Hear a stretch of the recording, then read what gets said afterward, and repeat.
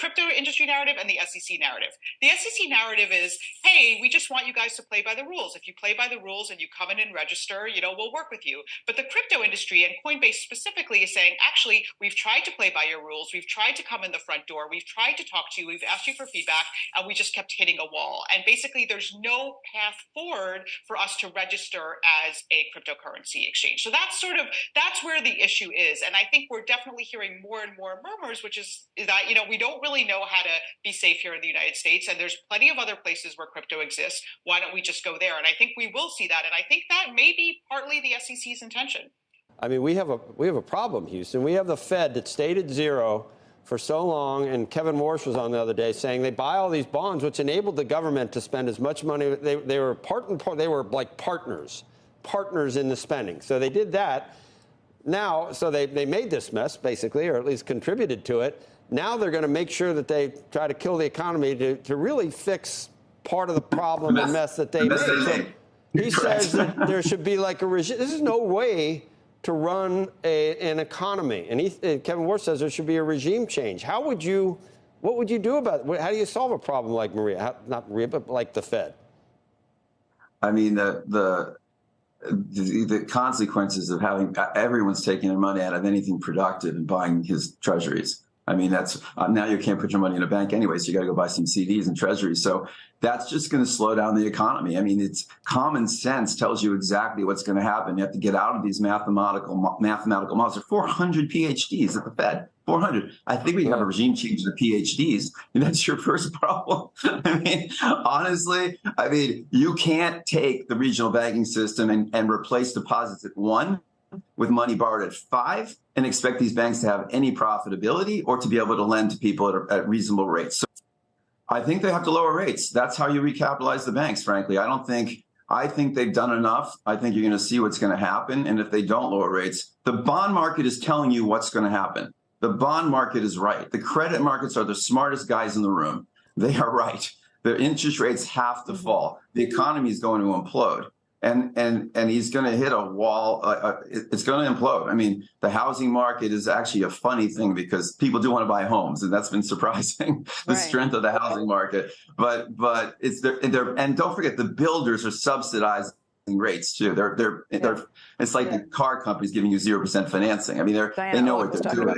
Welcome to the Crypto Teacher. And I come back with that video just to make you think. Don't forget to like and subscribe to the channel. And guys, we have the SEC making it seem like they're trying to push the innovation overseas. That's what the mainstream media is selling you. But guys, we know this is all about the fourth industrial revolution. We know the fourth industrial revolution is rising in the emerging markets, and the United States is definitely behind on purpose. This is our technology. But we know Gary Gensler and Janet Yellen are the chess pieces to the NWO to land us in the fourth industrial revolution. And that's the reason why Gary Gensler is stalling on regulation and Janet Yellen moving lockstep with the Fed. Remember, it was Janet Yellen and Jerome Powell said, inflation is not a problem. Remember, guys, they printed all this money in order to create the inflation that they're fighting. Now they're raising rates and destroying this economy. But, guys, it's on purpose for this digital transformation. They have to bring America to their knees in order for them to accept giving up privacy and the machine takeover, where the robots, algorithms, and drones take over the economy, pay each other with crypto, and the sheep are going inside the metaverse. And all the issues that we're seeing with the banks all point back to the Fed. And Jerome Powell clearly stated that not cutting rates. And we know that's going to be horrible for the economy. But we know that's exactly what they want. There's no way that these smaller banks, smaller businesses are going to be able to survive. And we know they're the ones who run the American economy. Remember, the NWO caused the problem. Wait for the reaction and run in with the solution. While all these layoffs are happening, they're ready to bring in the machines. And remember, the Crypto Teacher told you. But because the banks face no consequences with the held to maturity category, they decide to save some money and not put any hedges in place. That's irresponsible, but it is the rule book that the OCC and the government, the Treasury, and the Fed oversaw, and they didn't even stress test these banks if rates rose. So they should have been the first ones to see what they were doing to the regional banks. And by raising interest rates, even yesterday, they're just increasing the losses in the regional banks, which means they still have to go and borrow additional capital from the Fed. So it's sort of like what he said was disingenuous, right? Yes, if you have an unlimited borrowing capacity from the federal government, you have a sound regional banking system. And the regional banking system is not small. I was actually surprised that it makes 70% of all commercial real estate loans. And it's the guy who wants to buy a tractor or the guy who wants to fix up that little shop on this corner. And it's going to be pretty hard for the JP Morgans, though I adore them, or the B of A's, who I also like, or the Goldman Sachs's, who don't really do that, but our national bank, to actually replace the system. And what the effect will be, or will accelerate what I talked about earlier, which is that the crisis in real estate and in fixed assets is slow. And as loans mature, and you see now you're seeing every day you'll hear about an office building going back to a bank, and that the Fed was also all over they were spending a lot of time on the systemic banks and telling them, do not increase your exposure to office buildings and real estate. Well, I just wonder who on earth they think is going to refinance that office building on Park Avenue. And I think if you take that to its logical conclusion, values will drop. It's a $3 trillion asset class, office buildings in the United States. It's not small. And it's a situation where they don't lend and other people can't lend. These buildings will go down. Cities and municipalities rely on real estate values to pay for all their services. Receipts go down, and you wind up in a really bad place, which you can see. You do not have to see the car hit the wall to know that it's going 8,000 miles an hour, and it will hit the wall. It will most hit the wall. I've always focused with you. When you say hit the wall, the car hit the wall, you mean the commercial real estate market with the office buildings? The economy will have a hard landing. I mean that he is using a steamroller to get the price of milk down 2 cents. He's to kill a small fly. And I think it's time we sort of change your conversation. There's good inflation and bad inflation. Good inflation is wage inflation. We should be having parties. He's limiting inflation to 2%. So the guy making $15 an hour is going to get a 30-cent raise. That is not what this country should celebrate. That's not what we should want. Secretary Yellen, I want to follow up a little bit on your comments that my colleague was kind of asking about CFIUS specific to national security. Obviously, with Treasury's role in making sure we're taking a better look at transactions and foreign investments, specifically the foreign investments by entities like the Chinese Communist Party. I'm also on the Select Committee on competition with China. So we're working to, of course, combat their efforts to gain control over critical areas of our society.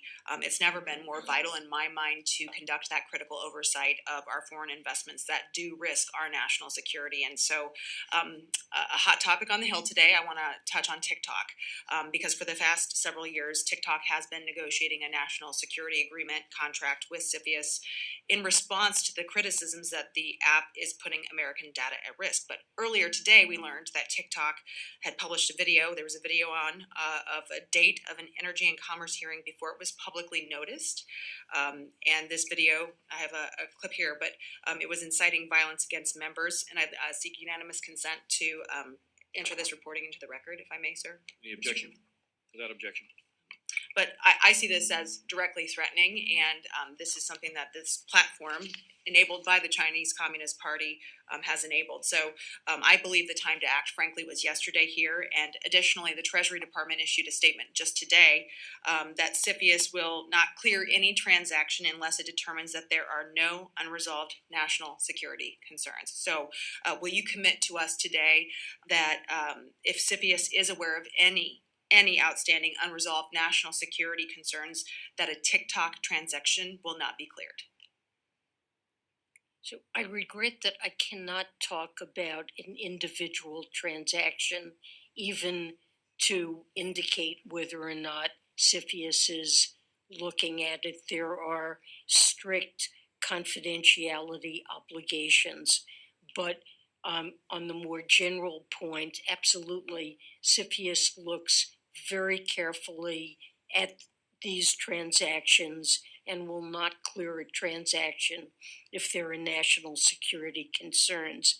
And when it comes to data, we're seeing an increasing number of cases that do present risks around this issue of the type that have been mentioned in connection with Well, and obviously, TikTok. time is of the essence here, right? We talk about this post that lived online for over 40 days. It's taken years to get to a place where we have a decision. So why is it taking so long? I mean, we're at 3 years now. There's ongoing litigation over TikTok that is not yet resolved. So if that litigation is playing out and if you have legitimate concerns about national security, is there any tool that you can use to put a stop to this? Is there any tool that you have in your toolbox? Yes, there are tools that are in the What would you toolbox. use then? I mean, while this litigation is ongoing, what mechanisms could you turn to help protect the American people in this case against a Chinese Communist Party enabled platform? So I'm sorry, I really can't talk about the details of this case, but there Can you talk about it in generalities in terms of the tools that you might use? If maybe let's take TikTok's name off of it. If it is in general a threatening entity, what would be the tools that you would use?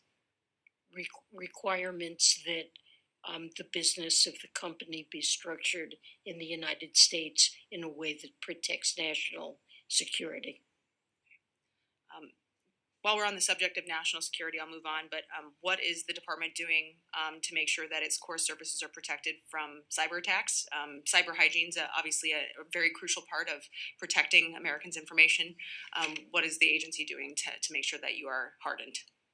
So we are greatly enhancing our cybersecurity investments. We've requested increases to be able to do that, especially given the role that the department plays in imposing sanctions. We are a target of a serious number of cyber attacks, and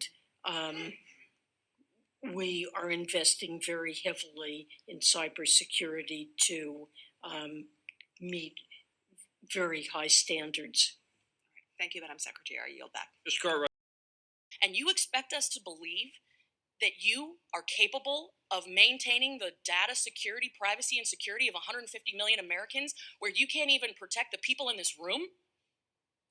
I think that is a blatant display of how vulnerable people who use TikTok are.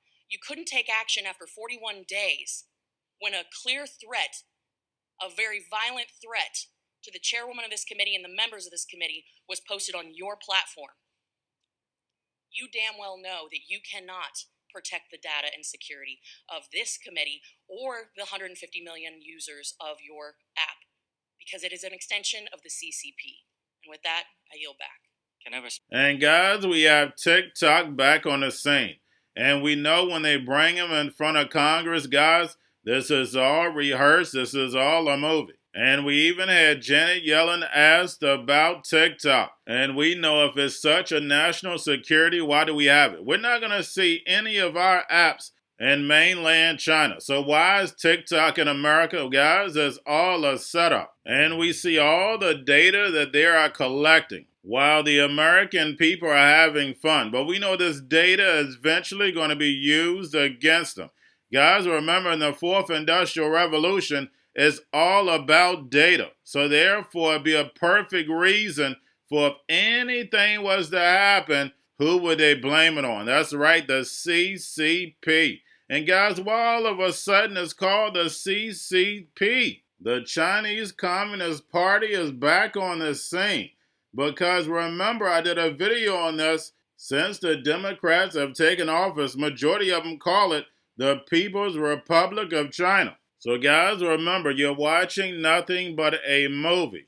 Remember, your life is an illusion and TV is your reality. And like Gary Gensler stated, you're in the Matrix. And remember, the Cryptoteacher told you because he knows when it comes to the New World Order, it's all planned out. You have a wonderful day. In our stock markets, how does one measure execution quality? Further, What might this have to do with the movie The Matrix? The movie The Matrix. You see, the rule that was put in place 22 years ago, requiring those market centers to disclose just one aspect of price execution called price improvement, we've proposed to improve on that. But further, currently, these reports look like a series of dashes and numbers. I kid you not. It's kind of like the opening credits in The Matrix. And unless you're Keanu Reeves, how are you really going to figure that out? Instead, this proposal would help welcome execution quality reports to the real world. We're going to a different economy, and we're going to be learning more about that as we go. But clearly, we're learning that things can be done from remote locations. We're learning that technology can replace people even more than we thought. We're not going back to the same economy. We're recovering, but to a different economy, and it'll be one that is more leveraged to technology. And I worry that that is going to make it even more difficult than it was for many workers. In Silicon Valley, and my friends who work in technology know that what we did to the manufacturing workers, we are now going to do to the retail workers, the call center workers, the fast food workers, the truck drivers, and then even bookkeepers, accountants, insurance agents, lawyers, and on through the economy. So what happened to the manufacturing workers is a very clear sign. And so we'll import Chinese-based CBDC technology. So it's going to be CBDC in a box provided to you by the People's Bank of China. Cryptoteacher and the New World Order book, plus the 3 kids books. It's time to re-educate. Also, new to cryptos, Coinbase, Bitrue, Binance. Do not forget book links and crypto links are in the description. The stock channel, guys. Don't forget to go like, subscribe, spread everywhere. You have your Kobo, your chip stocks, your banking, your gaming. While everybody's sitting at home, get home stocks, the Seaver, the biotech stocks. And while everybody's at home wishing they were still getting that free money, what are they doing? Drinking and smoking weed. Don't forget about those stocks, and you have a wonderful day. The most powerful person in the world is the storyteller. The storyteller sets the vision, values, and agenda of an entire generation to come. Steve Jobs. And guys, you know I truly believe in this. When you look at the New World Order, they're the storytellers. And that's the reason why I wrote my New World Order book. But guys, now it's time to change the current generation. And I wrote 3 kids books. You know I love the Trinity because I understand the power that's in it. So I have 3 books. We have an opportunity to change the generation, to educate. Not just me, but I want to show you that I take action on a daily basis. And I want you to take action on a daily basis. Whether it's your job, whether it's in your community, we have an opportunity right now to educate the masses. I posted this on my Twitter account. Please share, but this is a short clip of the 3 books. There's going to be a clothing line and action figures. Please get these books for your kids, nephews, cousins, friends, so therefore we can start the re-education now. Because as we see, the 4th Industrial Revolution foundation is definitely here. Robots, algorithms, drones, taking humanity out the picture. We have to re-educate. But let's get into the video. Part 1. King Joshua and Grandma Tam save the village. Part 2. King Joshua and Grandma Tam save New York from COVID-33. Part 3. King Joshua and Grandma Tam goes to China. It's mandatory to get part 1, part 2, and part 3 of this series. It's time to re-educate Generation Z.